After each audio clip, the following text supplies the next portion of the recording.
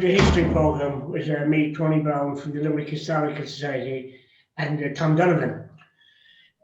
We have with us this evening, we have with us Patrick Waldron, Paddy Waldron, from all the way from Ballina out in County Tipperary, not the Ballina now in Mayo. Paddy, you're welcome along to the programme. Thank you very much, Tony.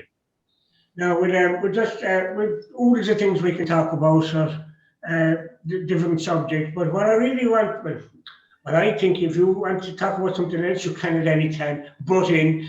But I should say, first of all, I should mention your position within the Kilrush Historical Society. I'm one of the founder members of the Kilrush and District Historical Society, and I'm the PRO, and I got roped in because I have lots of family connections in Kilrush and the area around Kilrush, back to Duped and up to Doonbeg and beyond. Carrigaholt, exactly. Yeah, I know that because I went with you once or twice. We went down to Kilkee and that general area.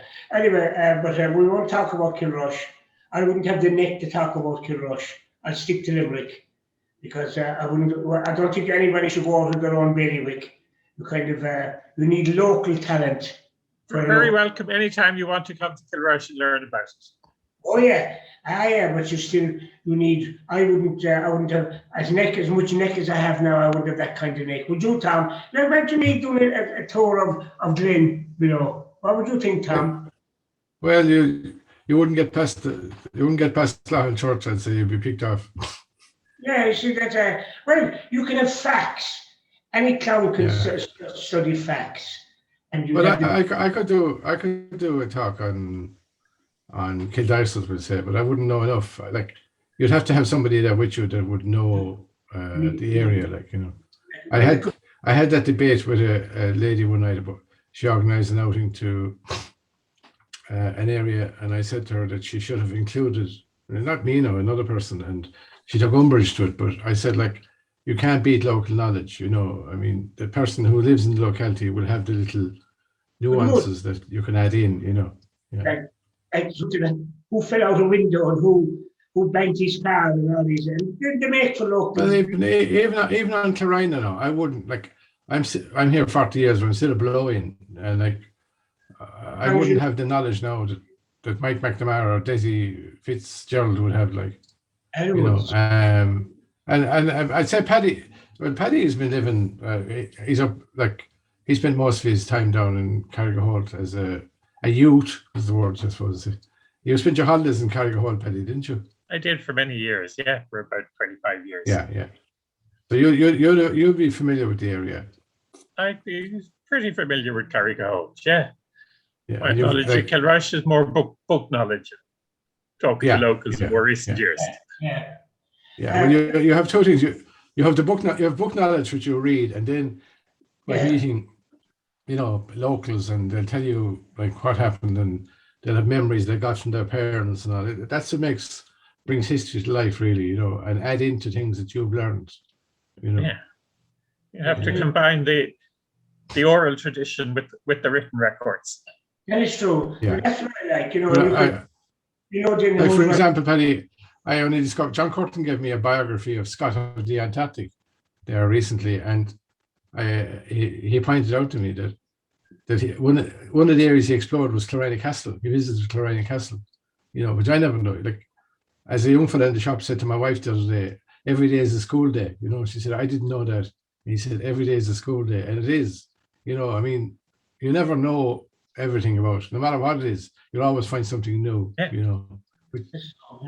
That's true. Anyway, come here. I want to get. Anyway, Paddy, this is about you, not about us. So you start talking. You can talk. What would you talk about? Yeah, that's it. How did you like?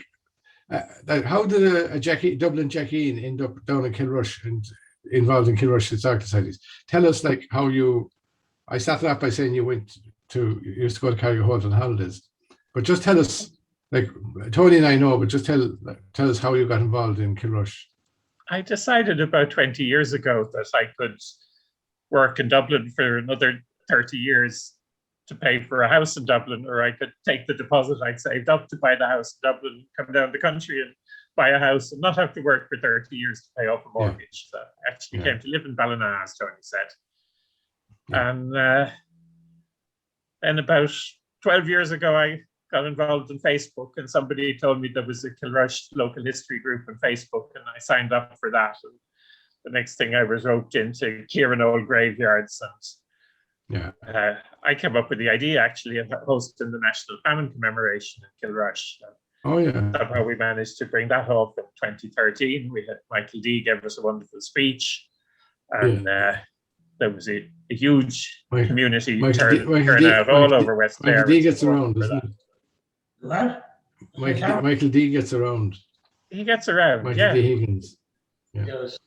But was Georgie Harrod there at that time? George was dead at this stage, and really what got us going was trying to resuscitate the work that George had done. He'd been involved in he was ahead of his time, really. Transcribing tombstones, all sorts of things. He was ahead of his time, like he was like Jerry McMahon and Arda, people who transcribed headstones back before internet or anything, and did the hard way. Actually, I got a lovely video a couple of weeks ago from America, from a lady who came over in 1989, I think it was, and arranged an appointment with George to discuss her ancestry, and video recorded the whole thing, and she's just digitized it and sent it back to me. So,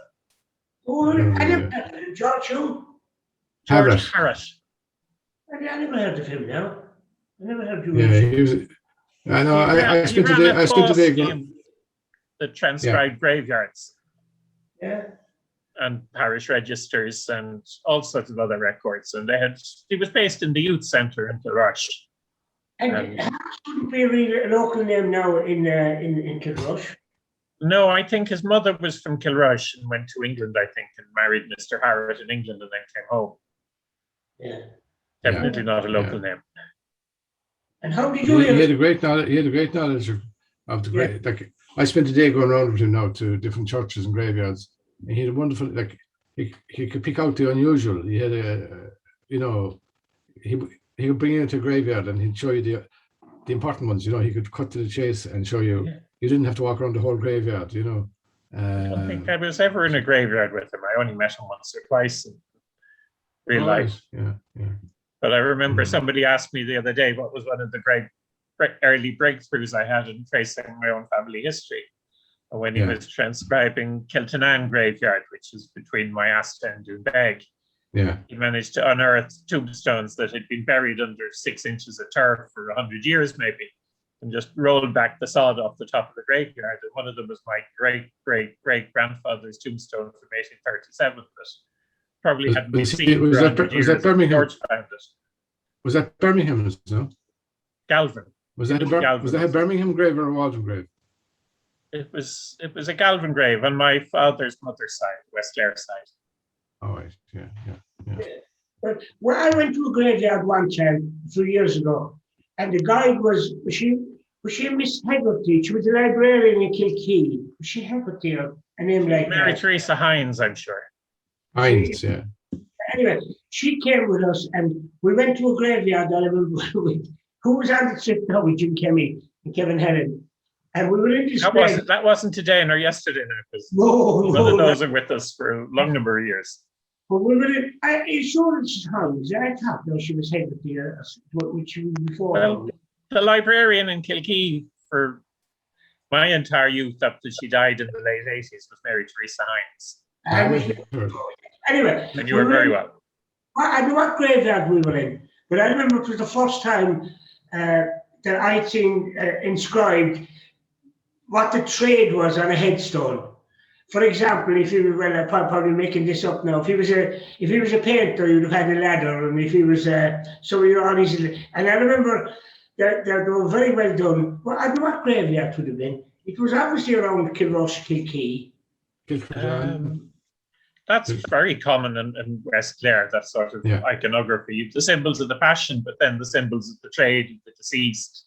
So if it was a boatman, you'd have a boat with sails. If it was a carpenter, you'd have the carpenter's tools and so on.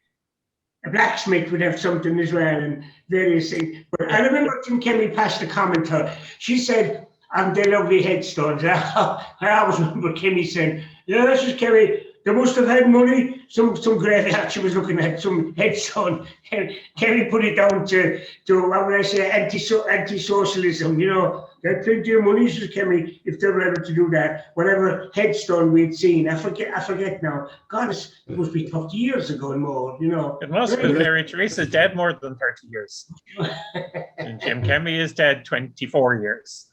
Yeah. God, because I remember we collected her actually that day at the library in Kilkee.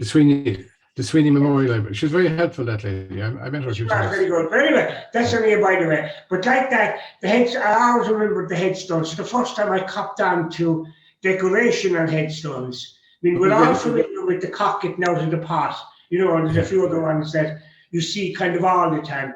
But these ones, the graveyard actually was on the left-hand side of the road, and it was going on to the sea, I think. We were in there with Paddy Nolan as well. Paddy Nolan. Killard, could be Farahy. No, it's on Farahy. No, I know. In my art, it could be. There's that back in the peninsula, everywhere is going on to the sea. You're never more than a mile from the sea once you go west of Killard. Again, I'm talking about that. But anyway, tell me this, Paddy. DNA. First of all, just I have a gist. I don't know much about DNA, but what is it? What is it? Explain what it is and how you go about it. DNA is in every cell of the body of every living creature, and it's inherited by children from their parents with some changes. So it's of great help in tracing family histories. And it's broken down into 4 different components, which each have their own inheritance path. So the easiest to understand is probably the Y chromosome, which goes from father to son, exactly like the surname. Go back a second. You said you inherited from your parents with some changes. What do you mean by some changes? Well, it's like you're copying something and your typist occasionally gets one letter wrong in what's being copied. So those are mutations, they're called. But also, when you inherit your father's DNA, you get just half the DNA half of what they call the autosomal DNA, which your father had, and half of your mother's autosomal DNA. So the half that you get is picked at random from whatever your father has. So you and your brother each have half of your father's DNA, but not the same half. Take that in now a minute. I have that taken in now. Half of you is your father, half of you is your mother. Yeah. And the same for your brother. Yeah, and it's not exactly the same. Apart from identical twins, everyone is unique in DNA terms. How would it affect twins now? There are twins are next door to me. So what way are they fixed as regards DNA? You come from a sperm fertilizing an egg. 2 identical twins come from a sperm fertilizing an egg and splitting after the fertilization. So the DNA is identical. But if you have fraternal twins, 2 different sperm fertilize 2 different eggs. So it's no different than 2 siblings born at different times. Yeah, and how would it affect now? I'm just thinking of twins, but both of them are dead now. I knew twins one time, 2 males. They were completely different, chalk and cheese in every way. They were probably fraternal twins, probably no closer related than brothers born at different times. In my case, my grandfather was an identical twin. So that complicates the analysis when I look at my comparison to my second cousins. Because in DNA terms, we have the same grandfather. Our grandfathers came out of the same egg, fertilized by the same sperm with exactly the same DNA. So they look like the same person, not just like brothers. Yeah, if one was a female and one was a male, is that the same thing then? If twins were born as identical twins have to have the same gender. The gender is determined by the sperm, which has the Y chromosome or an X chromosome. So if you have twins, a male and a female, you immediately know they're fraternal, they're not identical. And they're no more closely related genetically than a brother and a sister born in different years. Tom, I think we'll have to finish here, Ray. I'm getting confused. But anyway. Confused.com. But Paddy, have you any, I had a story recently of somebody who was shocked by the results of a DNA test. But have you any stories of people, being connected through DNA, away from Oh, the dozens, scientific dozens and side? dozens of stories. Yeah. There's no such thing as family secrets anymore. Yeah. I think that the best story I was involved in solving, because it's the one that took the longest, and in the end it was obvious. A family in California contacted me, and they said, "We're looking for our grandfather. All we know is his name was Eugene Lynch, and he was born in Ireland. Can you help?" And I looked at their DNA and I compared it to the DNA. They contacted me because they were deemed to have DNA which matched people from West Clare. And I was able to say, looking at the people they matched, I can tell you not only that your grandfather was from Ireland, but that your ancestors were from Clare, and that they were from West Clare, and that they were from the townland of Moveen West, and that they were from this particular house, because there was a Michael Lynch married to a Mary O'D, and they shared DNA on both the Lynch side and the O'D side. So they had to be descended from Michael Lynch and Mary O'D. And based on Eugene's dates, he was born in the 1860s, and Michael Lynch and Mary O'D were having their children around the 1820s. He had almost certainly was going to be their grandchild. So we just had to look and see which of the sons of Michael Lynch and Mary O'D was Eugene's father. And we looked at that puzzle for 2 or 3 years, and they came over on 2 different visits to see their ancestral homeland. And on the last visit, I took them back to Kilbaha, to the Church of the Little Ark.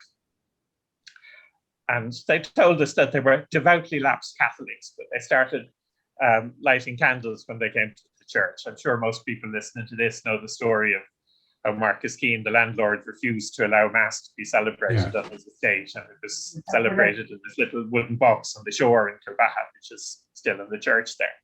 So I was driving home, we said our goodbyes, they were going up to Galway to meet cousins on the other side of the family, and I was going home. And I was with my friend Michael O'Connell, and a mile or 2 up the road, I suddenly had this flash of inspiration. We're looking for Eugene Lynch's father for the last 3 years, and we can't find him. And I said, what if Eugene Lynch was using his mother's surname? What if he didn't have a Lynch father, but had a Lynch mother? So what I was thinking at the time was, well, maybe he was born to a single mother and took his mother's surname. And I started going through records for workhouses and parish registers looking for Lynch children born to single mothers. And then I looked at the Y chromosome results, the DNA results pointing towards the surname. And I noticed that Michael Lynch in California had lots of DNA matches with names like Curry and O'Curry and Corrie and Corey. And I thought of Eugene O'Curry, the famous historian. Yeah. And I said, what if Eugene Lynch was Eugene O'Curry? And I looked at the family tree and I discovered Michael Lynch and Mary O'D had a daughter, Mary Lynch, who married Thomas Curry, and they had a son called Eugene Corey, however you pronounce it, born exactly when we thought Eugene Lynch was born. And then I started looking at what I could find about this Eugene Curry, born in Leslanahan outside Kilkee in the late 1860s. And I discovered that he went off to Connecticut and New York, married a neighbor up the road, had 2 children. And then they decided they were going to move out to California. And he said, I'll go first, I'll get us a place to live, and I'll send for you when I have a place for you to stay. And I never heard from him again. So it all suddenly fell into place. Eugene Lynch had abandoned his family in New York in about 1900, gone to California, changed his name, took the most obvious surname, his mother's maiden name. It was Eugene Curry in New York. It was Eugene Lynch when he got to California. And his secret was finally out in the open after almost 110 years. And then with the second family, as Eugene Lynch, he did exactly the same thing. He had 3 or 4 children, and then he abandoned that family. And we're still looking for the third family. But without DNA comparison, without the Y DNA that told us his surname, and without the autosomal DNA that told us he was related to both the Lynches and the O'Ds and the O'Currys, we'd never have solved that. And it's like that film Catch Me If You Can. Yeah. It's like the film Catch Me If You Can, you know. So we're still looking for the third family. So anyone listening to this who has a mystery ancestor who appeared out of nowhere sometime just after the 1910 census and his DNA matches to Lynch's and Curry's and O'Dee's, let us know. Martin Halpin sent me a marriage of a McMahon Fitzgerald in Lochel in the 1870s, and the occupation of the father of Mary Fitzgerald was Knight of Glynn. She put down that he, no, it obviously wasn't legitimate. She was marrying a labourer called McMahon, but she put down the fact that she was Knight of Glynn's daughter, and on the, I suppose everybody knew it. She wasn't. You didn't need DNA back then to know that they were legitimate children, But I thought it was interesting that, she was around 20 and she put down the fact that she was the Knight of Glynn's daughter. In some places, everyone knows about the illegitimate children, but in most cases, everyone knows about the illegitimate children except the two families immediately involved. Yeah. That was another case that I solved with DNA. In my own family, my great-grandmother's brother was a pillar of society as far as I knew from the stories I heard about him growing up. I never met him, he died before I was born. And about 15 years ago, I heard on the grapevine that I knew he had 13 children with his wife, many of whom died in infancy, and one died in a fire actually in Limerick. But I heard there was another one on the wrong side of the blanket, as they would say. And I refused to believe the gossip. And the next thing, I had a DNA match with the daughter of that child born on the wrong side of the blanket. And she knew nothing. Her father didn't know who his father was. Her grandfather and his legitimate children didn't know that he had another child, but everyone else in town knew about it. Yeah. Well, I should get into this more, and I could cause murder. I'd love to cause trouble now with all them, You have to handle all these things very carefully and very sensitively, because you don't know how you're going to react and how other people are going to react. No, you have Don't get into it if you're into it for causing trouble. Only get into it if you're prepared to be sympathetic and understanding to both sides. It's like Killigrew as horse. I always say, you may be related to Knight of Glynn, but maybe not in the way I'd never say, your grandfather was illegitimate, or let them. It's like I say, Killigrew's horse. Let them say it themselves. I remember even in these liberated times, people can still be a bit miffed. As Paddy says there, they have this image of their old granny who was just, saying the rosary every day and never would do a thing like that. Then all of a sudden they find there in black and white that she wasn't the devout person, or if it's just. I remember. Do you remember? Do both of you remember Naoise Cleary above in Corofin? Yeah. I know who he was. Again, I don't think I ever met the man in person. No, I know him well. Okay. Anyway, he told a quick story. He told me about a priest that came to one time from he was over in Ardor, which I won't mention, and he said he wanted to find out information from Naoise, and Naoise went to look anyway and found out. He said, "It took me a while to find out." Now, at that time, there was no DNA, as you can remember. There was only lists of on ships and that who went. There was no computers even.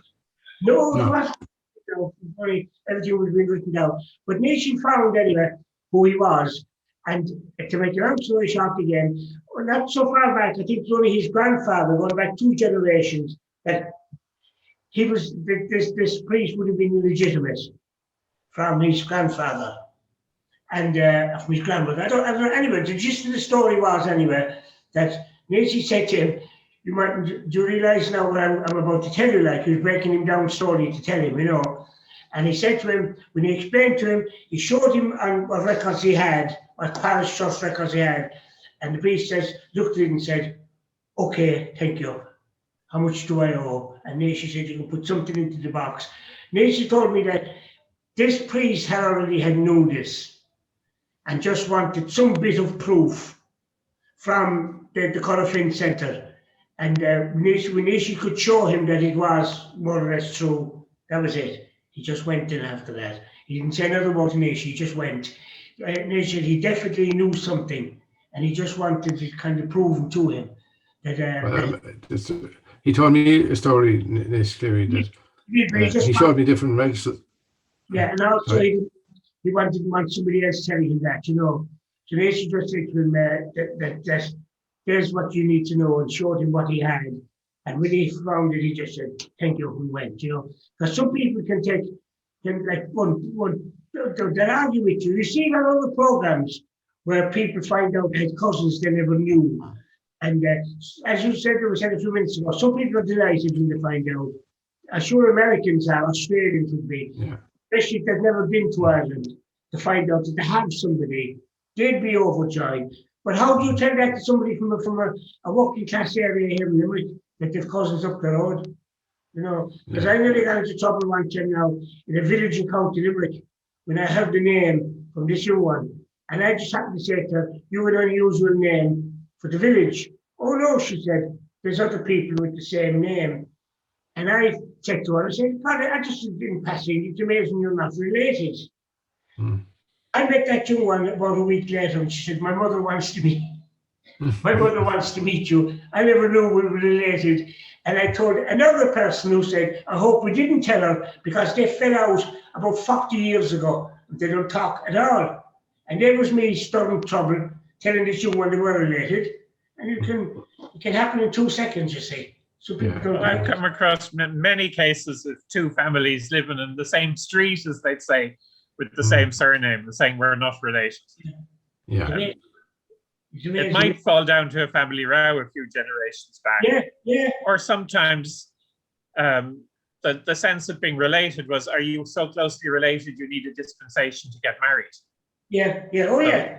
Not related, or they might say the relationship is gone if the relationship is more distant than third cousins. Anything more distant than third cousins didn't need a dispensation to marry in the Catholic Church. Yeah. But still here, I could think of another family now, we'll discuss some other time. But like that, you'd wonder, where does this leave then, that, for example, as regards first cousins and second cousins? If you don't know, what does that lead to problems with DNA? Well, the lady that's she's my second cousin once removed now, the lady whose father didn't know his father. She told me that when she was growing up, her father said, I don't know who my father was. If you married somebody around here, you could be marrying your half-first cousin without realizing it. Maybe you should emigrate. He said that to his 3 children. And they all emigrated. And actually, she told me recently about a guy who was chasing her sister, who's still around. And I said, they were second cousins. And they didn't realize it. And they could have ended up getting married if she hadn't emigrated. Yeah. But I'm sure it happened. I mean, pre-DNA. I've heard another story. It might be apocryphal now, about a couple that were about to announce their engagement until their father decided he'd better come clean. Yeah. Tell them they were half brother and half sister. Yeah. What you worry about is the blue blood syndrome, if I can call it that. And it's bad, it can lead to problems within health. But what is, I know we're getting off the subject now, but what is going to happen in the future when there are so many children being born out of wedlock and that, and parents splitting up and remarrying and that, is this going to lead to problems with DNA? An awful lot of those of unknown parentage, whether they be adopted or born to single mothers or born by sperm donation or whatever, they are enormously curious for personal reasons, and sometimes because they want to know their family medical history, to know who were their genetic parents. And definitely a disproportionate people using the DNA comparison websites are people with unknown parentage, either themselves or further back in their family tree. So if you do submit your DNA to these databases, you're going to be contacted by adoptees and children of single mothers and children of sperm donors, trying to figure out, am I your third cousin or your fourth cousin, or maybe am I closer? Well, I had a query going back about 20 years ago from a child of a foundling. He was a foundling, meaning the child was abandoned at birth, and people knew who the mother was, and local people knew who the mother was and who the father was, from And my uncle told me who this woman's grandparents were, but I couldn't. And she kept writing to me and ringing me and saying, I know you know, but I couldn't tell her because she would approach the family then who, I had no proof only from local gossip or folklore. And I couldn't. Well, as our politicians are trying to learn, there are two very different rights. There's the right to knowledge and there's the right to contact. Well, that's the nub of it there, Paddy. Everyone has the right to knowledge, but no one has the right to contact if the other side doesn't want to be contacted. I know. A friend of my mother's. We can see the trauma our politicians are going through trying to draft a law that acknowledges that. Yeah. I mean, it's all very well for politicians and civil activists coming out and saying, "Oh no, these people have a right to know." But my mother had a friend who gave up a child at. She's the woman is dead now, but she gave up a child for adoption, got married. Her husband and her family didn't know about that child. So, if she was still alive, would you allow her privacy to be invaded for the sake to trump her privacy over? It's a difficult. Yeah, there are some jurisdictions that try to outlaw DNA comparison for that very reason. But the genie is out of the bottle since the new technology has developed, and there's no such thing as a family secret anymore because DNA will reveal it eventually. It might take 110 years, like in the Californian case. What's that, Paddy? Which case? Or the case you were talking about, is it? The case I was talking about earlier of Eugene Lynch, who used to be Eugene Curry. I'd love to get it done. Well, I would have had. You remember what's her name give out these things before, and I found it revolting having to basically spit it into a container. I wouldn't like that, And you only have to do it once, and it takes a minute. It sounds but the container is well sealed. And nobody else is going to go near your spit because if somebody else puts their finger in it, somebody else's DNA would be mixed in with yours. Well, is that especially with COVID? COVID, yeah. You're safe now with COVID. Yeah, but to find out his mind, he'll definitely stay away from it. But listen, what about? I thought it was taken from the inside of the mouth as well. There's two different technologies. One is from saliva spit into a tube, and the other is like the COVID swab test.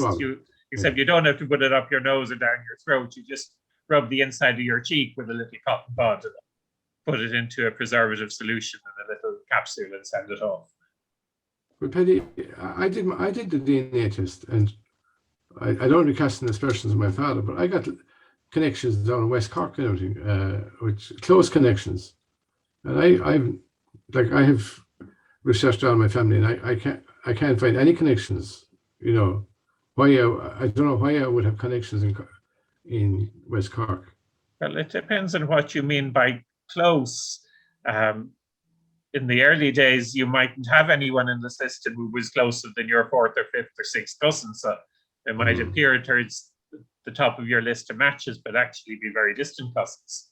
Maybe, But if I measured the amount of shared DNA in what's called centimorgans, and if the number of centimorgans is over 100, that's close, and you'll be able to find the connection. It won't be any further out the third or maybe fourth cousin. Yeah. But if they're near the top of the list and they're only sharing 50 centimorgans, that could be 6 or 7 cousins. Maybe even more distant. That probably explains it. Yeah. Again, I've been smart. Just supposing I was to get a DNA test done today and my brother gets one done. How close are we together then with matches? Because you're brothers with the same father, you have the same surname and you have the same Y chromosome, except maybe there might be 1 or 2 mutations different between you. But in terms of autosomal DNA, which comes half from your father and half from your mother, you each have half of your father's DNA, but not the same half. You each have half of your mother's DNA, but not the same half. So your very close matches will be the same, your first and second cousins. But when you get out to third and fourth cousins, you'll match some of them, he'll match some of them you'll both match, some of them neither of you might match. It's fascinating. So the results for siblings will be similar, but not identical. Yeah. I say what was in Tom Donovan's mind a while ago now, like mine. I'd be afraid in case I get cousins coming to the door that I didn't know, and they'd say they're my relatives. They want to share your inheritance. There is a Part of your fear house. out there about inheritance, but most people don't understand adoption laws and inheritance laws. When a child is adopted, that extinguishes all legal rights to the estates of the birth parents and replaces them with the same rights to the estates of the adoptive parents. Yeah. So if you find somebody in your family gave a baby up for adoption, you've absolutely no fears about inheritance. But if you have an illegitimate cousin, we'll say, or like an illegitimate half brother, do they have inheritance rights? Yes. Like you don't anymore because the word illegitimate has been removed from legislation. Well, so, I know. Children who have not been adopted have the same inheritance rights, whether they were born to married parents or to unmarried parents. Yeah.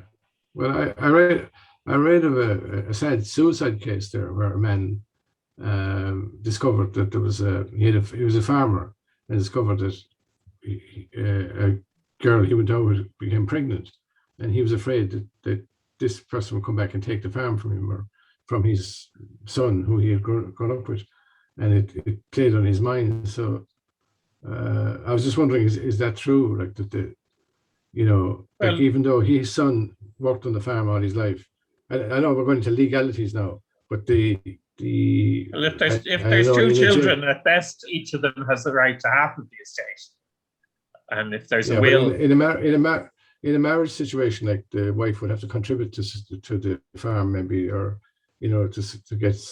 You'd imagine that the son who has worked on the farm all his life would have his rights would trump the son who has nothing to do with the farm. But there are provisions in law, I think, where you can argue that, but the half brother would still have, I think, some claim. I think under the Succession Act has to be some provision, certainly for the spouse, and I think for all the children. Yeah. Very awkward. Really awkward. Paddy, if somebody was interested now in getting DNA done now, like watching us or watching whenever the program is up, what do they do? Who do they get in touch with? Well, if you want to find relatives, you want to be in the database with the most people, and at the moment that's the one run by Ancestry DNA. No, hold on. What do you do first? What do I do to go about this DNA? To get it done, I mean. You pick one of the companies which runs a DNA comparison website, and at the risk of being commercial, I say the one you should start with is Ancestry DNA, because it now has over 20 million people in its database.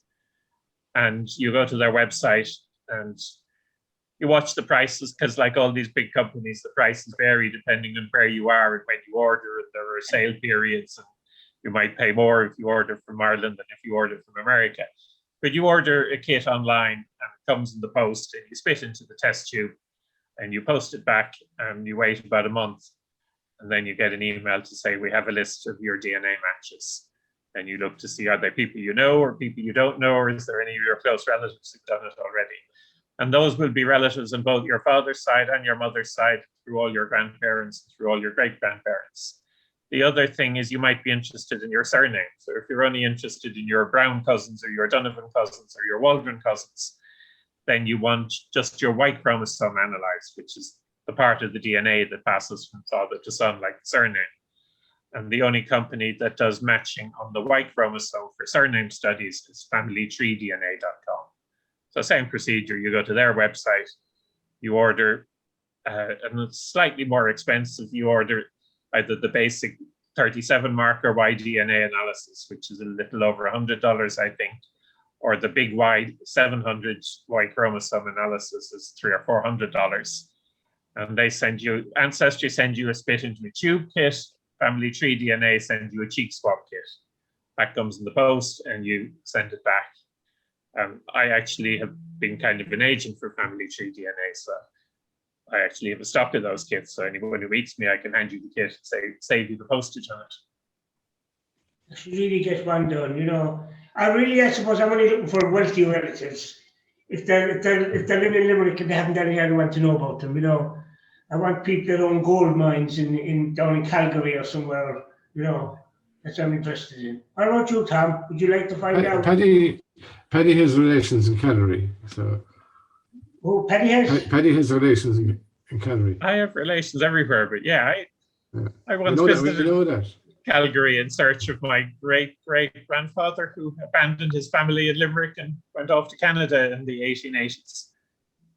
Yeah. You wonder. What is his name? Paddy? William Nolan. William Nolan, yeah. He was a pawnbroker in Cornmarket Row. I think the RTE studios might be on the site of his pawn shop now.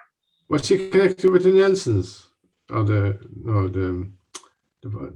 pawnbrokers in Nelson Street? So Miles? No, most of the pawnbrokers in Limerick in those days, despite what the Frank McCourts of this world might tell us, there's other people. There were a whole dynasty of Protestant pawnbrokers around what was then called Nelson Street. Before Nelson, it was part of Boherbue, then it became Parnell Street. It was near the railway, I think, which might have been a good place for pawnbrokers, because people running out of town or arriving into town might need some ready cash. But William Nolan was a Catholic pawnbroker, and then there were lots of Jewish moneylenders and pawnbrokers in Limerick at the same time. So all denominations were trying to make a few shillings in ways that we mightn't think were wholly respectable nowadays. Yeah. I remember Jackson's pawn office. It was, as you said, in Parnell Street. I'd have to nearly go onto the road now to show you the shape of the building, the way it came round at an angle. It was roughly at the top of Roach Street. When you're looking up Roach Street, it was nearly facing down. And it was a big shop. I didn't know what it was.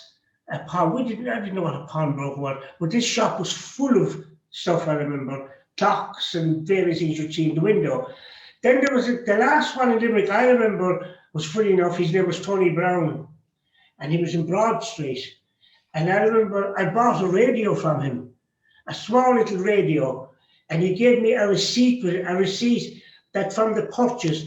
I think I paid £5 for this radio. It was well worth it. I went in and I went up. I remember you at the counter, and he was on a box behind you. He was above looking down at you. And I remember saying to him, have a radio? Oh God, he had lots of them in Broad Street. And he had this little radio. He said, there's a little radio. Turned it on, perfect. There's the receipt when it was bought the first time. You had to have proof of purchase, I think, when you went in with something. At that stage, I'm talking about now, we're in the late 70s here. And I bought it. It was a fine little radio, I remember. I had it for years. But he was the last pawn shop, as they were called, pawn offices, that I remember in Limerick. And that other one, Jackson's in Parnell Street. Other than that, I don't remember any other ones around. I had pawnbrokers on two sides of the family. My great-grandfather married Polly Nolan, whose father was the pawnbroker who went off to Canada. And my great-great-grandfather, another Thomas Waldron, married Catherine Parker, and she was related to a Parker family who had a pawn shop on what was Nelson Street in their days as well. That lasted almost up to your time, Tony, I think. Yeah, I think that's Parker's, all right. Did it become Jackson's after? It might have done eventually, yeah. But it had been in the Parker family for many generations, almost back into the 1700s, I would guess. Yeah, but Paddy, can you just explain your connection with Limerick through the Clancy's and the Waldrons? My father was born in number 4 Verona Esplanade, beside St. Joseph's Church up here. Confuse people. Above the model school, St. Joseph's Church. Beside the model school, exactly, yeah. In fact, they left Limerick. I should check when is the anniversary. It was more Civil War times. In 1922, there was, I think it was an industrial dispute in the post office that coincided with the Civil War, and various post office officials were run out of town. Yeah. And my grandparents were on Verona Esplanade, and Mr. Hetherington, who was the postmaster, was beside them. And armed and masked men came to the doors in the dead of night and handed them notes saying, get out of town. And Hetherington knew that there was a war on and it wasn't good when there was a knock on the door late at night. He went out the back and he climbed over the wall. And there was a big drop down into the grounds of the model school at the back of the Verona Esplanade houses, and he jumped or he fell and he broke his leg. And he was lying there all night, and when he didn't come home, eventually they found him the next morning, and he was never in the better of it. But that's when the Waldrons left Limerick for Dublin, until I came back to not too far from Limerick 80 years later. My father's mother was Sis McNamara, and she was raised by her maternal uncle, by George Clancy, who had a shop at 48 William Street, a big drapery shop. And that burnt down in a fire in 1913, but he got it going again. But again, the business was never the same after the fire. And my father's people were in the RIC, the Royal Irish Constabulary, for 2 generations. So they moved around the country quite a bit. But when my great-grandfather Waldron retired from the RIC, he went to work as a clerk or a warder or something in the prison in Limerick, and he lived in Fairview Terrace, across the road from the prison. So my grandparents both spent their formative years in Limerick, although one was born in West Clare and the other was born in Neenah. His father was in the RIC in Neenah. In Neenah, yeah. Because you mentioned that Clancy's shop now in William Street, you know what that is, above, near the top of William Street, going up. Yeah, it's changed. It's bags and luggage or something, I think, is there now. It was a dealer for years. Yeah, changed hands a few times in recent years. Most people will know it now as it used to be Morden's. Yeah, Morden's was a big shop that actually took in 2 different. Well, people of our generation might remember it as Morden's, but the Morden's have been gone for decades. I don't really remember Morden's. What number is the penny? 48, is it? 48. Yeah. And tell us about the fire in 1913. 1913, there were actually, I think it was 3 people died in the fire. One was George Clancy's nephew, a younger George Clancy, a son of the man who had the child on the wrong side of the blanket. Yeah. He was from the right side of the blanket, so he was sent to secondary school in Limerick and was living with his uncle. And then the housekeeper and some other draper's assistant or something, I think, died. But Uncle George ended up on a top floor windowsill with flames around his ankles, with the RIC trying to reach him with a long ladder from the street. And the story is eventually one of the RIC men had to put the ladder up on his shoulders to get it the whole way up so Uncle George could climb down. And he survived. Yeah. And my grandmother was well married at that stage. And they just had her second child, I think. So she moved out long before the fire. When your grandfather went to Dublin, Penny, what did he do? My grandfather and his identical twin brother, they were both post office officials. They started out as in the grade which was called unpaid learner. Oh yeah. And moved on to sorting clerk and telegraphist. Yeah. And then they slowly moved up through the ranks. And Uncle Paddy, my namesake, my great uncle, ended up as controller of the Dublin Postal District. I think he went further up the hierarchy than my grandfather. He hadn't to worry about postal codes, did he? Those silly things they introduced. They had jobs like going out measuring the postman's route and estimating how much time it should take him to cycle it every morning and so on. So my grandfather inspected every post office in West Limerick from that perspective in his day. Including my grandfather. Probably, yeah. I showed you a record where he had shown where Mr. Waldron tested his how far he could walk. If you didn't keep a job unless you could walk a certain amount of miles in a certain amount of time. Yeah. Because the opposite. It's amazing where their names show up. The best one I found on my great grandfather's side was in one of Ger Madden's books on the Toomgraney Bodyke area, where he had a story about a child that fell down a well and was rescued by Constable Waldron at the RIC in about 1879. And at the book launch of Ger's book, 120 years later, I was introduced to the descendant of the child that my great grandfather had pulled out of the well. Oh, yeah. Oh God. But you're the twins. You said your grandfather and his brother. They were in the post office then, is it? They were, yeah. Both of them, yeah. That's so. And how many children had your father? Had your grandfather? Your father? What size family did he come out of? My father was the youngest of 3. He had 1 brother and 1 sister. Oh yeah. And the other family, the two identical twins married two sisters, two McNamara sisters who'd grown up together in William Street. And there were 5 children in the other family. So they grew up together in Limerick and Dublin, like one big family. And what were the McNamara, what trade were the McNamaras in? My great-grandfather, he married into a farm, essentially. His first wife, my great-grandmother, got an outside farm as her dowry in Moveen, west of Kilkee. So technically he was a farmer. He was a horse trader. He'd go up to the Ballinasloe horse fair every year. And there were stories of how he'd ride up on one horse and he'd come home on a different horse, with maybe 5 or 10 pounds in his pocket from all the horses he traded over the weekend. And at one stage, he took out a publican's license and had a pub in the house. And around the same time, maybe to generate custom for the pub, he laid out a race course around the farm. And there were people came from miles around for Johnny Mac's races for a few years. So he was slightly entrepreneurial. And at the same time, I fear he might have been one of his own best customers in the pub, which didn't last very long. And can you explain the part with the Tomás de Valdraha? Tomás de Valdraha, who we all probably remember from the Waldron's dictionary when we studied Irish in school, was one of my father's double first cousins. His father was Uncle Paddy Waldron and his mother was Lily McNamara. We said he was one of the twins' sons. Son of one of the twins. So he was actually, genetically, he was a little more than a double first cousin. Double first cousin was the children of 2 brothers who married 2 sisters. So you 2 identical twins who married 2 sisters, you're even closer genetically than ordinary double first cousins. Yeah. The one that inherited, your sister inherited anything?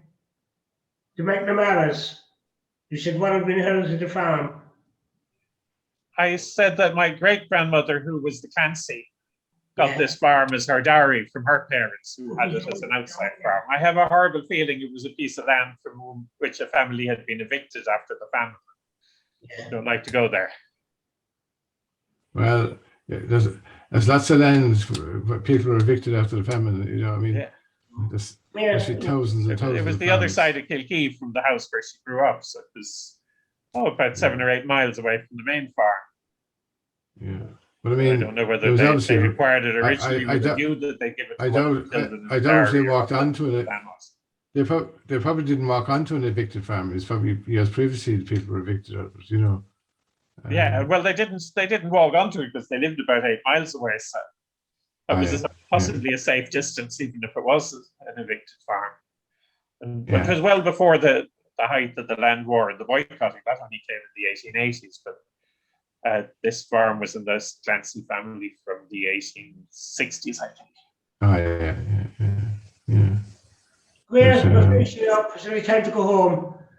And first of all, anyway, we'd have to talk more about DNA. I'll probably get a few questions anyway from people who ask me about DNA. You have to order your own ancestry DNA kit, Tony. I'll give you the kit for the surname, for the Browns.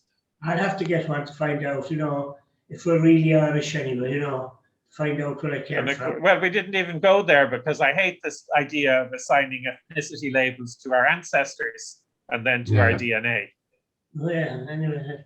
I remember when I was in England and in America studying, and I had to fill in a census return in both places. And the first time I'd been asked what was my race, there was a long list of boxes I could tick. And then at the end was other. So I just ticked the other box and wrote human, because the human race is the only one I can prove I belong to. I can only go back 5 or 6 generations on most sides. I can't assign an ethnicity or a race to my ancestors further back than that. With the companies that are selling these DNA kits, that's their marketing ploy. I'm shocked. I'm shocked. America, their customers are mostly the descendants of immigrants. I'm shocked you can't go back. I thought you'd be able to go back to Dutch. Well, some parts I can, other parts I can't. My mother's side of Mayo, I can't even tell you all my great-great-grandparents. But were you connected to the Waldrons and the Maltrasna murders? No, I don't think so. The Y-DNA results tells us there's at least 4 different Waldron lineages in Ireland, totally unrelated for thousands of years. Yeah. And I have a horrible feeling. This is why I don't like ethnicity. I have a horrible feeling because the first occurrence of the name Waldron in Ireland is, as I spell it, is with the Ulster Plantation in 1609. I have a horrible feeling that my surname came in with the Ulster Plantation. Right.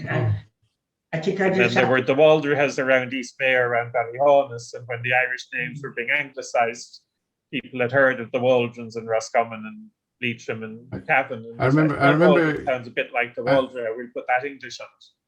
I remember years ago you sent me a photograph of a police barracks in Knockvicar. Was it Knockvicar? Yeah, where your ancestors had. my great-great-grandfather is supposed to have been born in Knockvicar, but that's a black hole. I can't find it. But you sent me a photo, and standing on the door was my wife's cousin, who lives in the house now. Very small world. Yeah, I said to somebody last night, I don't believe in 6 degrees of separation that people are always talking about. It's much less.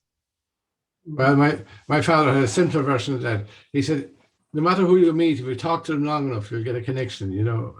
That is true. That is true. Yeah. Well, I organised a family reunion out in Prague last week. I was talking about the Clancy man who had the child on the wrong side of the blanket. Well, one of his children from his marriage, and one of his descendants from his marriage, and one of his descendants from the other side are both living in Prague, and I arranged for them to meet up. Did you go to Prague? No, I didn't. I all done by sending emails and Facebook messages and things. Yeah. I realized the two men are in Prague. They're first cousins, half first cousins once removed, and neither of them knew the other existed until a couple of weeks ago. And I told them that they existed. I'd say if you went to Beijing, you'd find cousins. With your knowledge, yeah. There's Irish people everywhere. I suppose. Listen, I want to call this for halt. Penny, can we thank you for coming on? As your usual 6 months a long time since we last did this on the radio on Sunday night. Jeez. I guess Mitchell asked me, were I still with that pirate station I was with? No, we've gone up in upmarket since, you know. Anyway, Penny, to thank you for coming on, and to you, Tom. And we'll talk again, Penny, and let me know what's happening anyway, okay? Okie doke, and I'll see you at the DNA kit soon. Oh, I'll have to do something about it with the next month anyway. This is me, Tony Brown from the Limerick Historical Society, and I hope we might get back to some normality, we hope. Well, this is definitely the end of this month, I hope. We'll have some bit of an outing. And anybody wants to get in touch, we're looking for members all the time. I'm sure Kilrush as well, anyway. You get in touch. Absolutely. KDHS.ie if you want to join us. You find the membership form there. Oh, KDHS. Oh, yeah, KDHS. Kilrush District Historical Society. Oh, God. Anyway, you getting and I won't charge for that plug, no mind, you know. Anyway, thanks very much, everybody, for watching. And till we meet again, thank you very much. Good luck, Joe.